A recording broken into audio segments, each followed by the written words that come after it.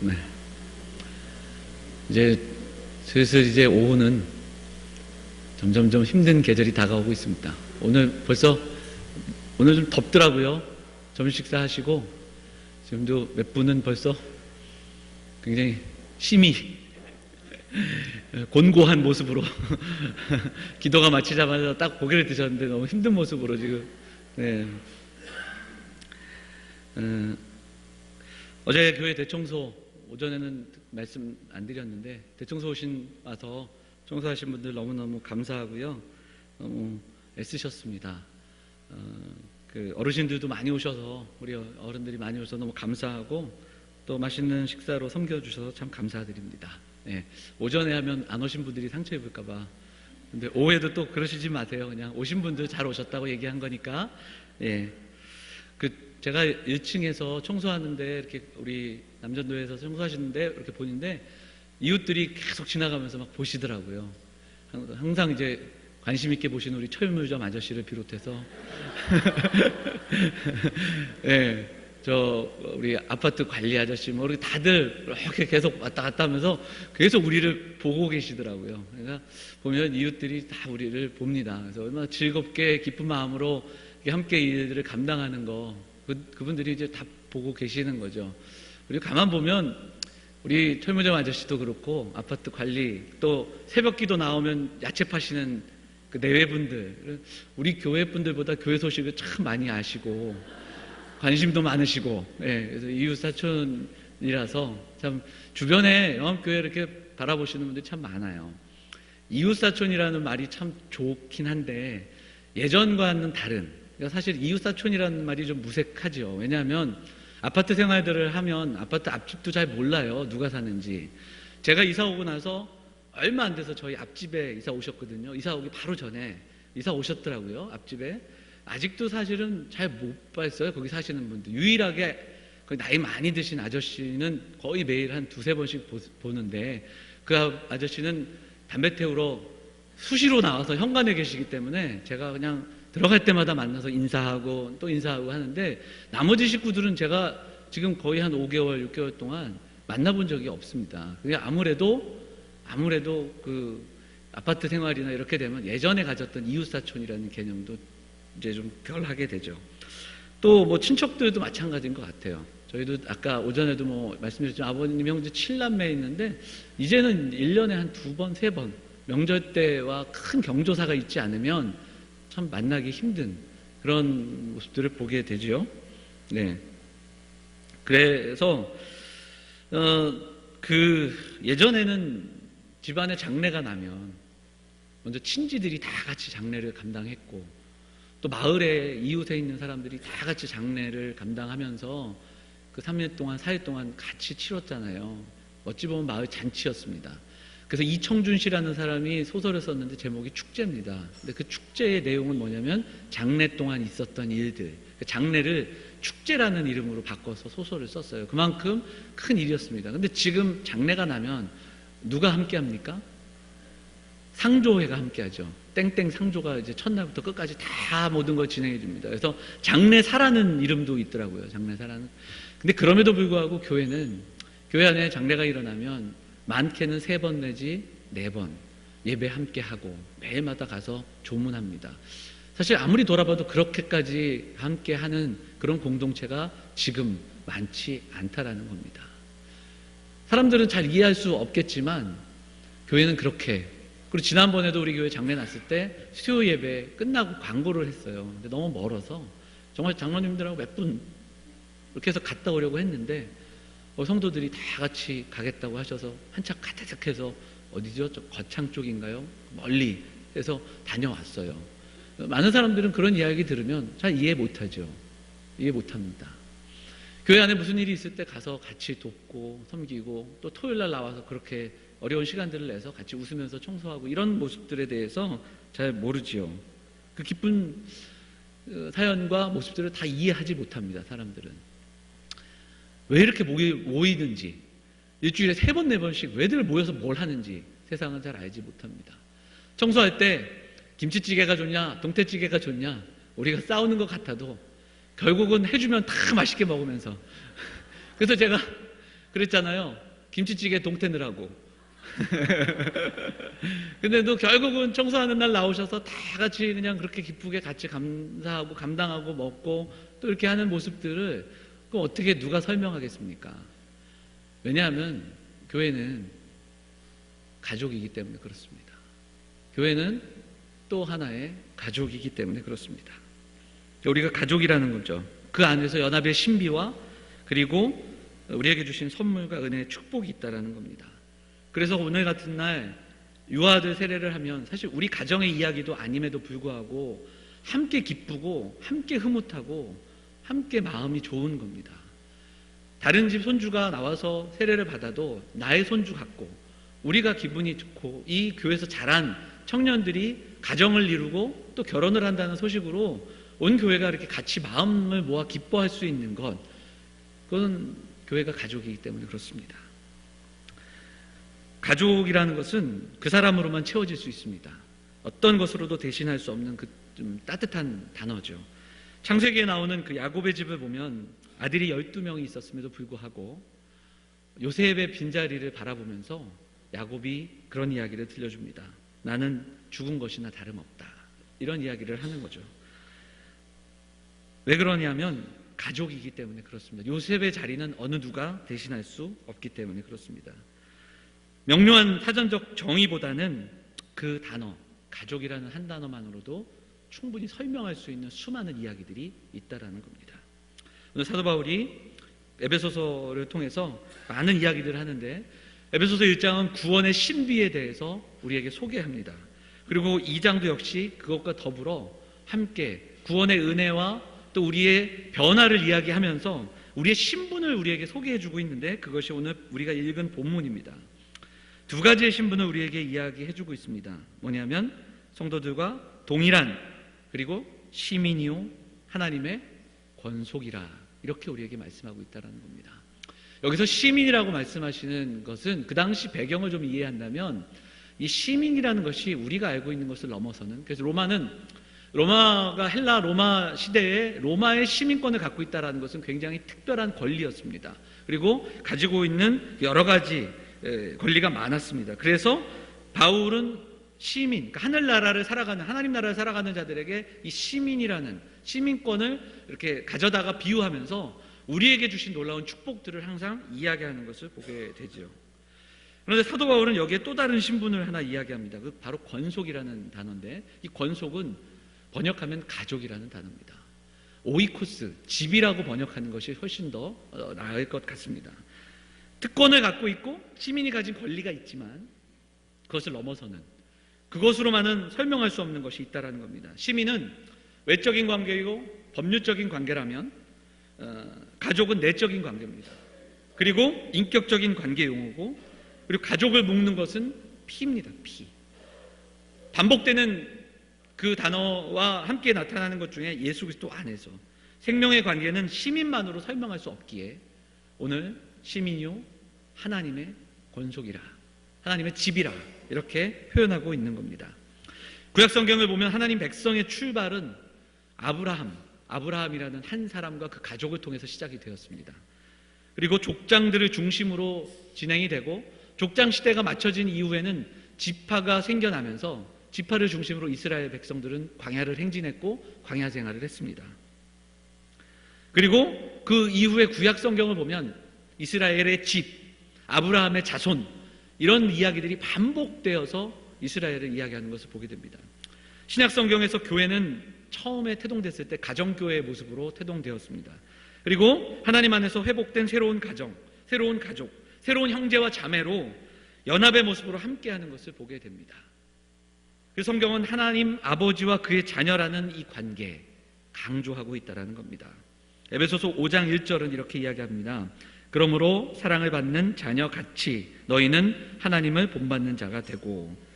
초대교회에서 가족은 단순하게 비유로만 설명한 것이 아니라 초대교회 성도들의 구체적인 신앙 모습이었고 그들의 삶의 현실이었습니다. 공동체의 현실, 그들은 가족으로 살았다는 겁니다. 오늘 본문에 보면 사도 바울은 계속해서 이렇게 덧붙입니다. 20절 말씀을 보면 사도들과 선지자들의 터 위에 세우심을 입은 자라, 그리스도 예수께서 친히 모퉁이 돌이 되셨느니라 이렇게 말씀하고 있습니다. 사도들과 선지자들의 터, 이것은 사도와 선지자가 터가 되는데 그들만이 터가 아니라 그들의 고백, 그들이 가르쳐준 복음, 그들의 말씀을 통해서 가르침과 고백을 통해 교회가 세워져 간다라는 고백을 우리에게 들려줍니다. 예수 그리스도의 가르침, 예수 그리스도에 대한 가르침, 예수 그리스도에 대한 고백 위에 하나님의 교회가 세워지고 있다, 이 이야기를 들려주는 겁니다. 예를 들자면 베드로의 고백, 주는 그리스도시요 살아계신 하나님의 아들이라는 고백 위에, 그 고백을 따라 함께 고백하고, 우리도 예배 때마다 사도신경으로 함께 공동체가 신앙 고백하는 것처럼 그 고백 위에 교회가 든든히 세워져 갔다라는 것을 이야기하고 있다는 겁니다. 21절 말씀 한번 볼까요? 21절 같이 한번 읽어보겠습니다. 같이 읽겠습니다. 시작. 그의 안에서 건물마다 서로 연결하여 주 안에서 성전이 되어가고. 성전은 교회를 이야기할 때 그 웅장함이나 아름다움을 강조한 것이 아니라 연결되었다, 연합을 강조하고 있고 또 연결됨을 강조하고 있는 것을 보게 됩니다. 그래서 결국 오늘 본문에서 사도 바울은 신분의 변화를 이렇게 얘기합니다. 시민이요 권속이라 가족이 되었다. 근데 가족이 무엇이냐? 변화된 하나님 나라의 시민, 하나님의 자녀들이 예수님을 통해서 연결되었다라는 것을 강조하고 있는 겁니다. 예수님 때문에 만난 사람들이 함께 연결되고 그 연결된 고리들이 이루어져서 하나님의 교회를 이루어가는 놀라운 신비를 우리에게 설명하고 있다는 겁니다. 벽돌집을 예상해보면 벽돌이 이렇게 있는데 큰 벽돌로 건물을 깎아내는 게 아니라 작은 벽돌들이 모여서 촘촘하게 건물을 이루듯이 우리 한 사람 한 사람을 통해, 한 지체를 통해서 생명 있는 돌로, 그리고 어느 하나 버릴 것 없는 돌로, 그리고 예수님을 통해서 맺어지는 그 모퉁이 돌 삼는 그 교회의 연합됨을 우리에게 보여주는 본문임을 볼 수 있다는 겁니다. 마지막으로 사도 바울은 그 교회의 가족됨과 이 연합의 신비를 이야기하면서 우리에게 덧붙여 이야기하는데, 그게 뭐냐면 되어가고, 그래서 21절과 22절 말씀에 되어가고, 그 다음에 22절도 같이 한번 읽어볼까요? 같이 읽겠습니다. 시작. 너희도 성령 안에서 하나님이 거하실 처소가 되기 위하여 그리스도 함께 지어져 가느니라, 이렇게 되어 있습니다. 지어져 가는 중이에요. 가느니라, 성전이 되어 가는 중입니다. 완성형이 아니라 어찌 보면 앞으로 되어 가는 진행형이라는 겁니다. 진행되어져 가고 있는 완전한 교회가 아니라 진행되어 가는, 지어져 가는, 완전한 교회가 아니라 연약하지만 지어져 가는 교회라는 것을 우리에게 설명해 주고 있습니다. 그래서 주님 오시는 그날까지 이 땅에 하나님의 교회는 함께 세워져 가는 겁니다. 지어져 가는 것을 우리에게 설명해 주고 있습니다. 교회가 가족이면서 우리에게 주신 축복이면서도 불구하고 많은 일들이 교회 안에 있습니다. 왜 그러냐? 그것은 교회의 연약함이 아니라 우리의 연약함입니다. 우리가 가지고 있는 연약함 때문에 그렇습니다. 그 연약함 때문에 우리는 상처도 입고 떠나기도 하고 많은 이야기들을 하는데, 우리가 기억해야 할 것은 바로 우리의 약함 때문이라는 것을 기억하길 원합니다. 그리고 하나님이 거하실 처소가 되기 위해서 지금 저나 여러분이 함께 지어져 가는 중이라는 사실을 인정하고 또 우리가 바라볼 수 있기를 원합니다. 저는 여전히, 그리고 아직도 교회만큼 좋은 공동체를 본 적이 없습니다. 가장 아름답고 귀한 공동체, 당연한 것은 교회는 하나님 나라의 모형이라고 믿습니다. 스캇 맥라이트라는 사람은 좀 더 심지어 하나님 나라는 교회다, 이렇게 아예 단정지어서 이야기합니다. 하나님 나라는 이 땅의 교회다, 이렇게까지도 이야기합니다. 하지만 교회만큼 그렇게 좋은 공동체를 못 봤지만 교회만큼 약한 공동체도 못 봤습니다. 참 연약하고 깨지기 쉬운 그런 모임. 그러기에 우리가 가족됨을 기억하면서 이 교회를 사랑하고 또 지체들을 사랑하며 함께 세워져 가는 이 공동체를 위해 헌신하고 기도하고, 그리고 그 공동체를 세워가는 저와 여러분들이 되어야 할 줄 믿습니다. 사랑하는 영암교회가 말씀의 터 위에, 그리고 믿음의 선진들의 고백 위에 한 걸음 한 걸음 나아가는 그런 교회가 되기를 원합니다. 그리고 그 믿음의 공동체, 믿음의 가족이 되어서 정말 우리에게 주신 귀한 일들을 잘 감당할 수 있기를 소망합니다. 가족됨을 깨닫고 가족 공동체로의 모습을 위해서 우리가 말씀의 터 위에 공동체를 세워나가야 할 것입니다.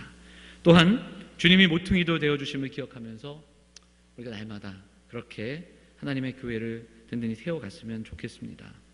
오늘 본문을 보면 2장 13절과 18절의 내용은 이렇게 예수님께서 공동체로 삼으시기 위해서 주신 놀라운 은혜, 그 은혜는 하나됨 화목함으로 묘사되고 있습니다. 근데 그 중에서 이제 그 담에 대한 이야기가 나옵니다. 그리고 담을 허무시는 그런 이야기가 나오죠. 14절 한 번만 읽어볼까요? 14절 같이 읽겠습니다. 2장 14절 같이 읽겠습니다. 시작. 우리의 화평이신지라 둘로 하나를 만드사 원수된 것 곧 중간에 막힌 담을 자기 육체로 허시고, 이렇게 말씀하고 있습니다.